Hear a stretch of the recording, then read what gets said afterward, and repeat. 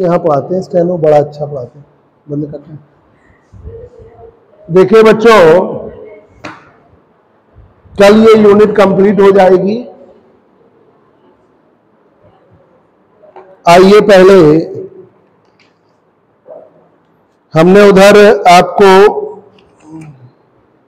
सब पढ़ा दिया, इधर मतलब न्यूक्लियर टॉपिक मिला लेना, nuclear reaction, conservation laws, Q value and detection of nuclear energy, compound nucleus, Bohr hypothesis. फिर इसके बाद इधर nuclear fission, Bohr Wheeler theory of nuclear fission, control chain reaction, nuclear reactor, nuclear fusion. ठीक है, ला पहला तो ये आज इधर है न्यूक्लियर आपका resonance phenomena in nuclear reaction. ये 4th यूनिट कल पूरी कंप्लीट हो जाएगी।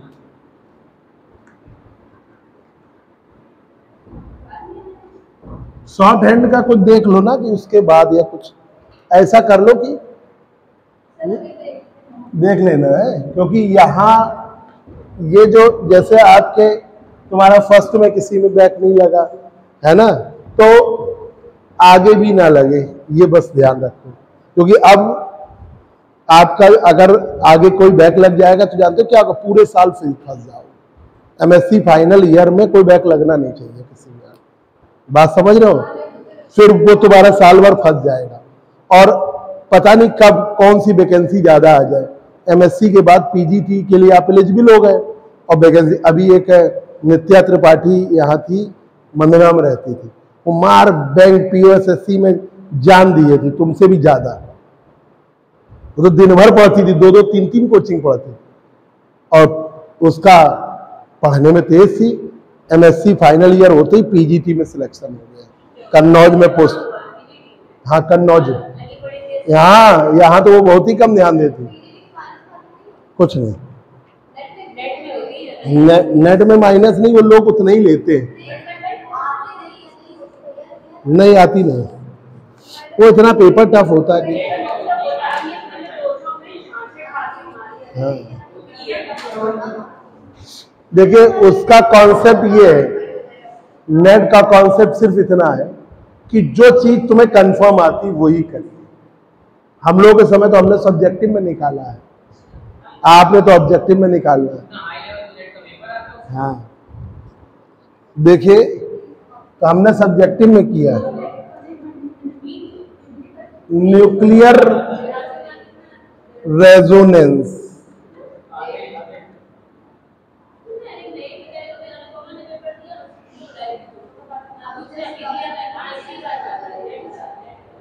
क्या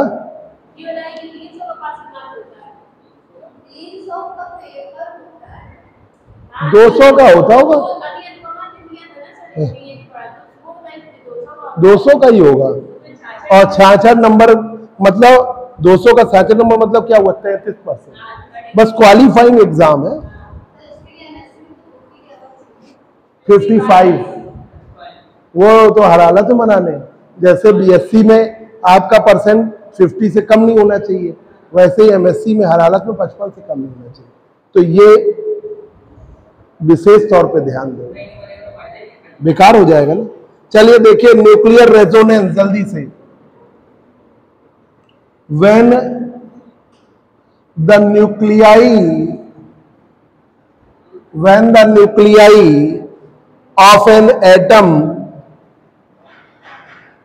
when the nuclei of an atom, खोल दो जरा, अब यही खोलेंगे। when nuclei of an atom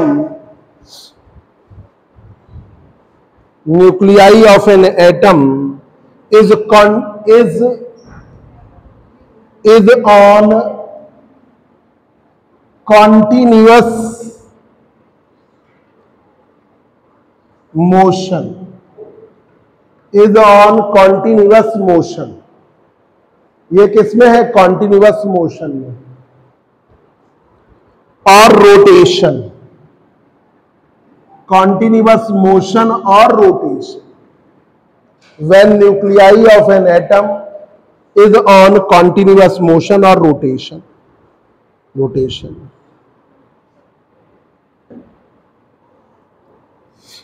Due to which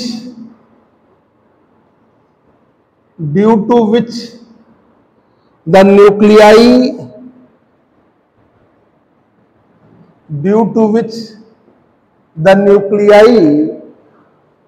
PGT के लिए शायद बाउंडेशन नहीं है, पीजीटी में 55 का कुछ नहीं है, वो मेन आपका 55 की रिस्ट्रिक्शन नेट के लिए है ना।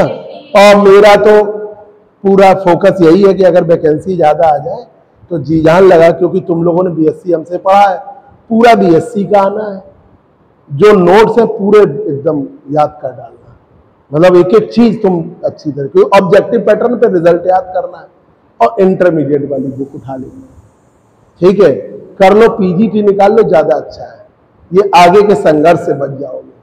निकाल लिया, मतलब उसके लिए दिन रात एक कर दो, निकाल लिया, आप इंटर कॉलेज में 57,000 से शुरुआत होगी, 11-12 फिजिक्स के teacher.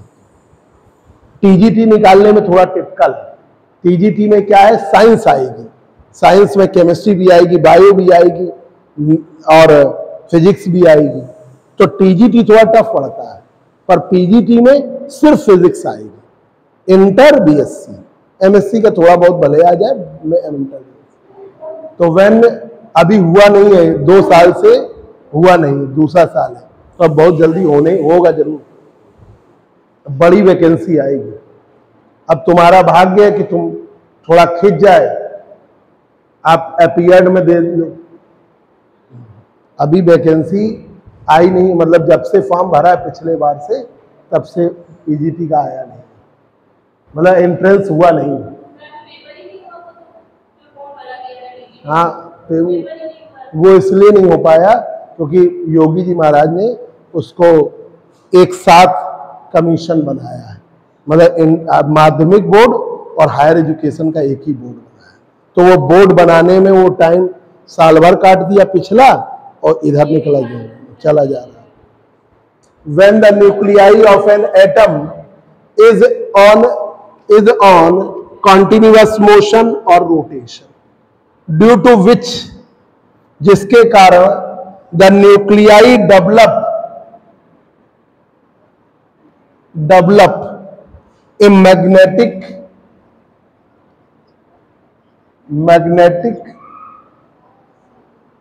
and electric field, magnetic and electric field,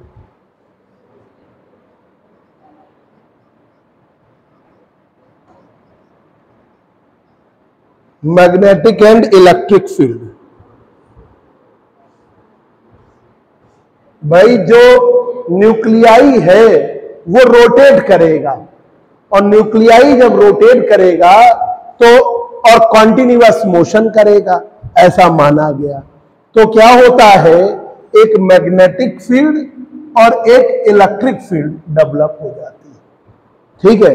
और रेजोनेंस वर्ड आ जाए तो समझ लीजिए दोनों चीजों की फ्रीक्वेंसी कहीं ना कहीं मैचिंग है।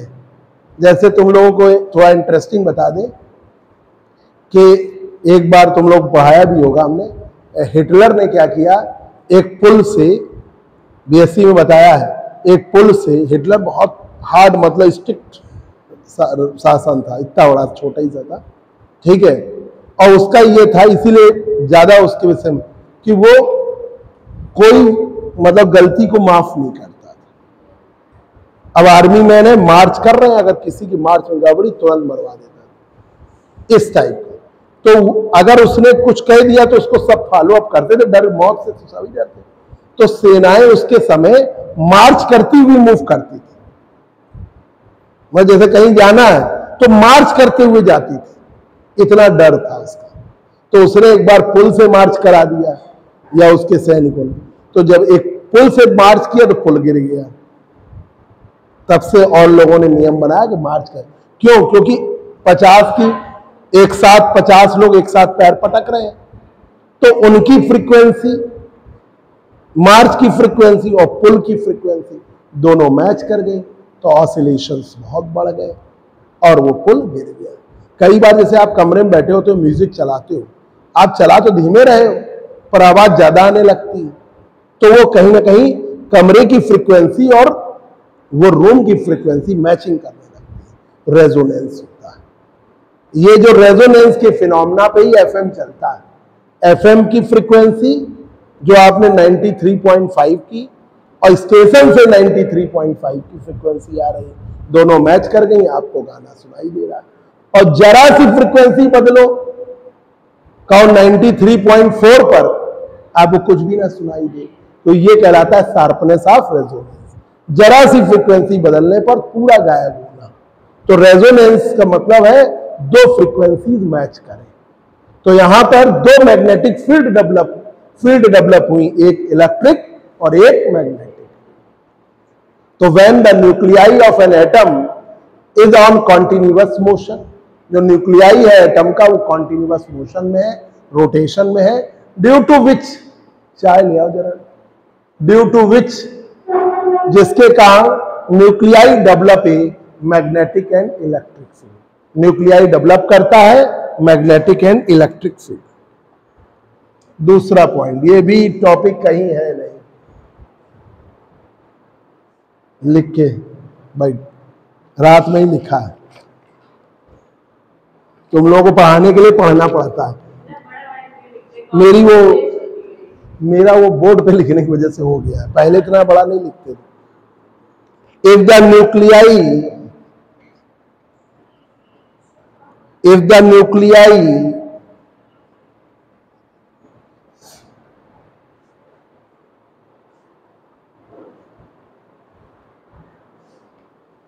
चाय पियोगे? श्वेता बताओ, टीचर है ना इसलिए पूछना पड़ेगा, मेहनत करती है।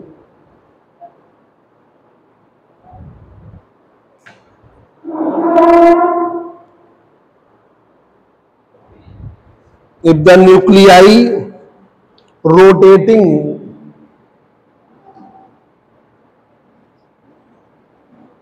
in their axis,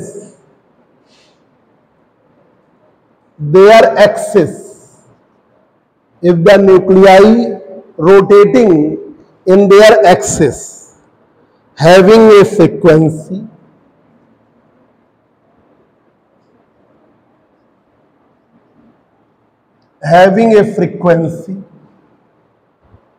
उसके पास एक फ्रीक्वेंसी है, कार्ड प्रेसेशन फ्रीक्वेंसी, वही लार्मर फ्रीक्वेंसी कहलाती है ना। तो जैसे कोई खींच रहा है, खींचने की वजह से एक फ्रीक्वेंसी डेवलप हुई।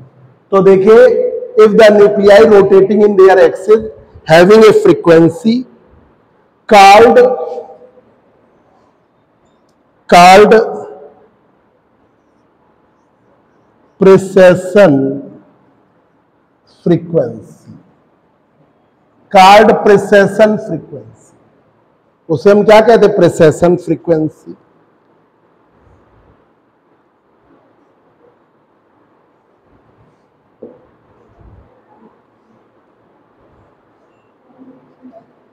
उसे हम क्या कहते हैं? Precession frequency. Precession frequency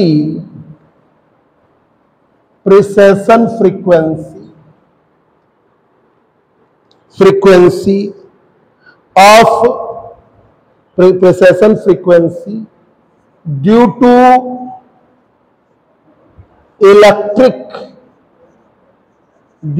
electric and magnetic field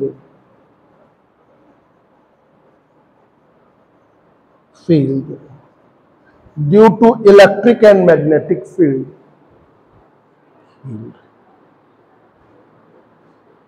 will be same। जो वहां इलेक्ट्रिक फील्ड बनी उसकी वजह से और मैग्नेटिक फील्ड बनी उसकी वजह से, electric and magnetic field will be same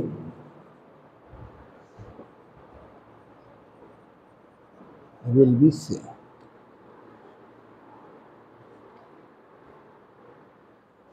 will be same. तो एक लार्मर फ्रीक्वेंसी वही बनती है, ठीक है, AB अपॉन 2 पाई ओमेगा बराबर लार्मर फ्रीक्वेंसी वही बनती, वही frequency same.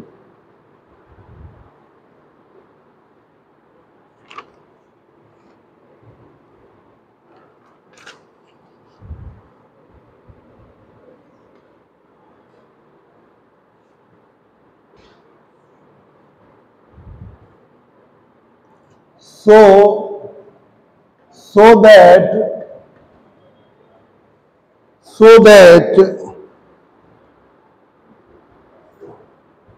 nuclei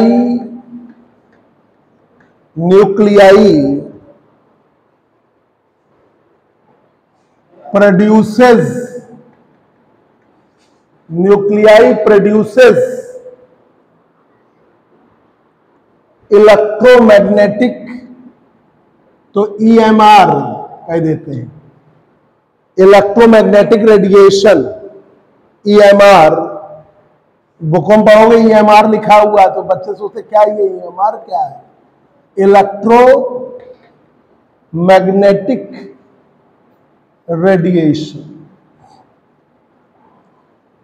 electromagnetic radiation. So that nuclei produces EMR, electromagnetic radiation, due to the rotation. किसकी वजह से आया? Rotation. Due to the rotation, ठीक है, इस रोटेशन से आया.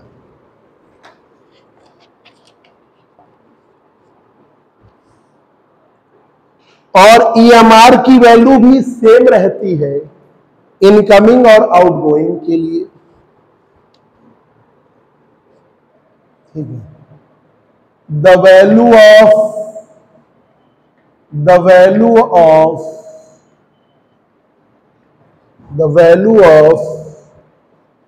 EMR will be same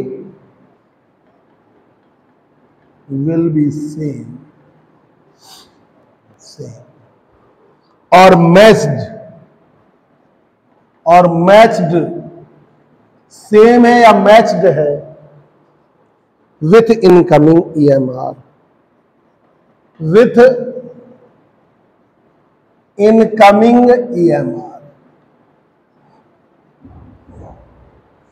electromagnetic radiation.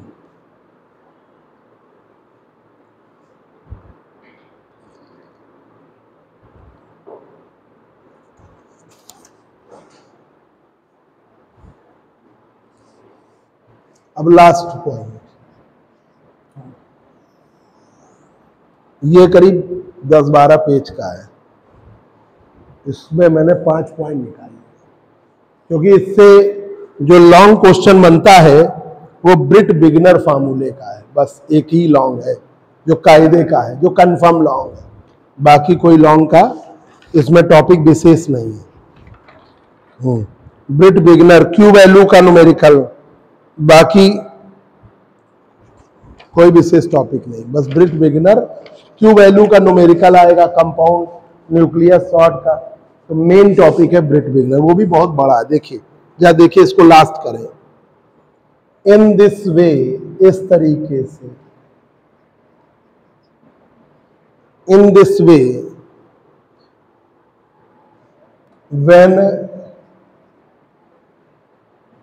when these two components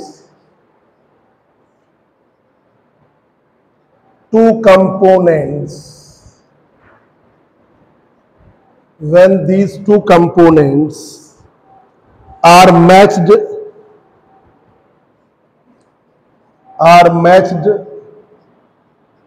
ये दो कंपोनेंट मैच कर जाते, मैच्ड,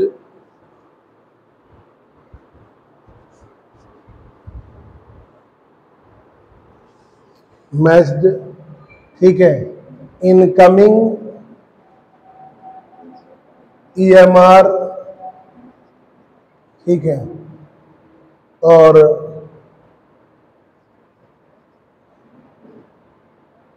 EMR प्रोड्यूसेस, ठीक है, ओमेगा FM FE दोनों सब मैच कर गए हैं, तो न्यूक्लियाई एक्साइट हो जाता है।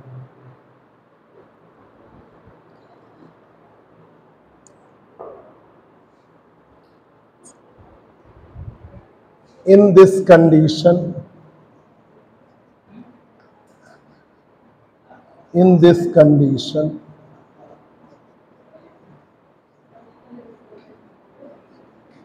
nuclei becomes excited.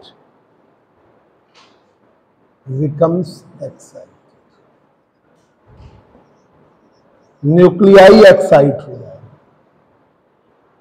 Nuclei becomes excited.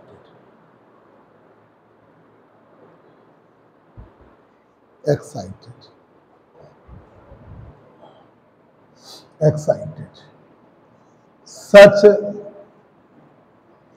type of phenomena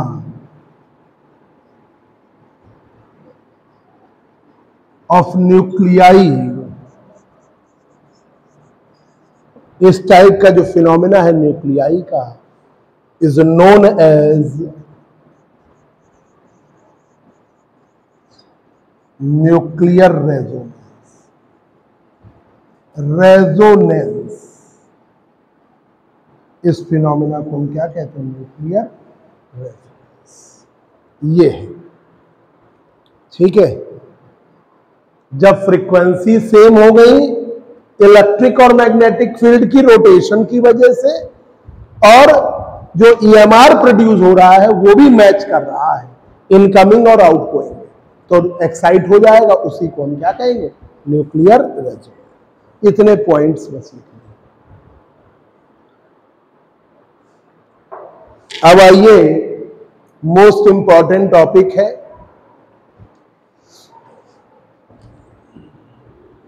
ये आपकी सेकेंड यूनिट का लास्ट टॉपिक है। एक ऑप्टिकल वो और बताना है, पर यही आज आधा हो जाए बहुत बड़ी बात है।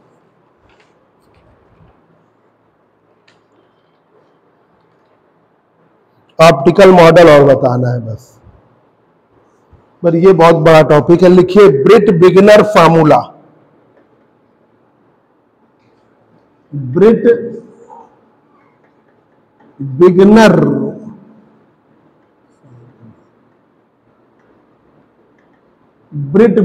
फार्मूला।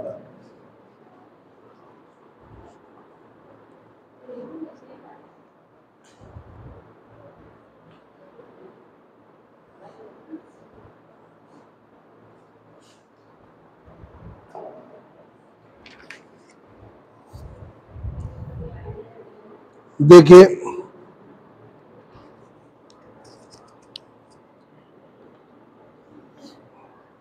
a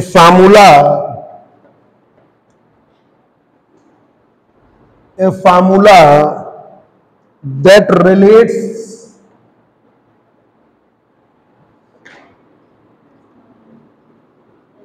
100% लॉन्ग का क्वेश्चन।